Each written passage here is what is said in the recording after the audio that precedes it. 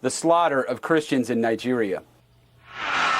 Let's bring in Peter Doran, adjunct senior fellow at the Foundation for Defense of Democracies. Earlier in the hour, it was pointed out, Peter, that the last two Christmases there have been slaughters of Christians celebrating, the birthday of Jesus by ISIS militants in Nigeria.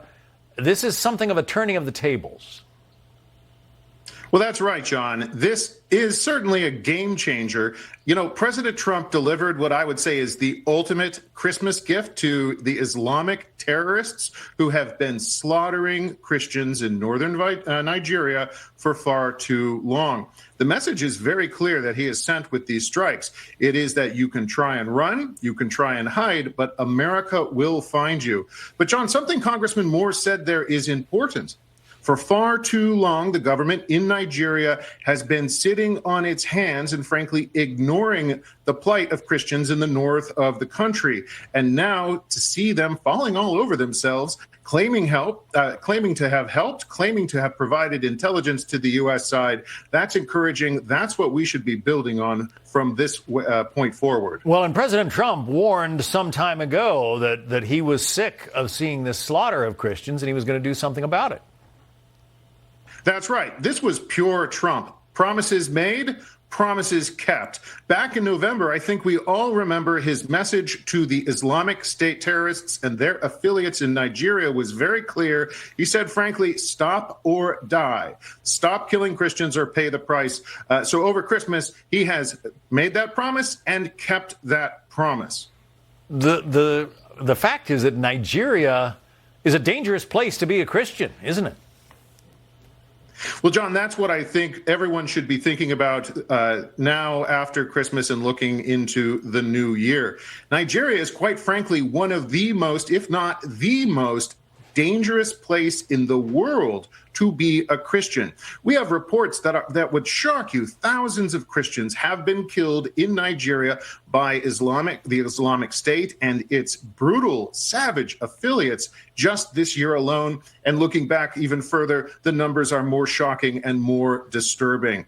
But more than the moral justification for these strikes, John, I think we all need to remember that it is strongly in America's national interest that we hunt down and destroy the Islamic State and its affiliates wherever they may try and hide, from Africa to the Middle East, and even here in the United States, John. When they say death to America, they mean it, and we need to take that threat very seriously. Senator Marsha Blackburn of Tennessee is one of those who says go after them. Listen.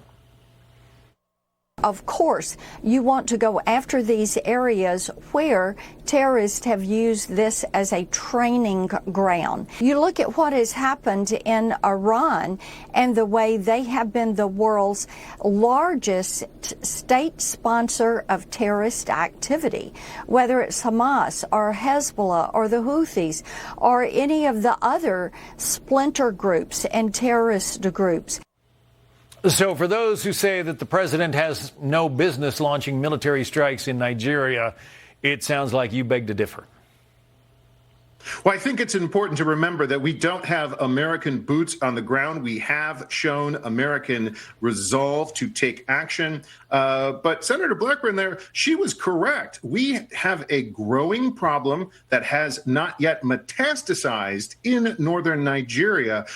Essentially, this problem is that we have bandit groups that are affiliated or aligned with ISIS. We have Boko Haram. We have all sorts of very dangerous organizations and terrorist groups operating there. Their goal is to cleanse the country of Christians, and the government in Nigeria has not done nearly enough to protect the lives of their own citizens. So by showing American leadership, by showing American strength, we are rallying the government in Abuja to our side, and now it's going to fall to them to do more. But we heard from Secretary Hegseth, this is not the last the terrorists in Nigeria have heard from us. Yeah, and most of those 350 schoolgirls who were kidnapped from that Christian school more than a month ago have not been located yet. So still a lot of work to do. Adjunct Senior Fellow at the Foundation for Defense of Democracies, Peter Doran. Peter, thank you. Thank you very much. Happy New Year. And to you.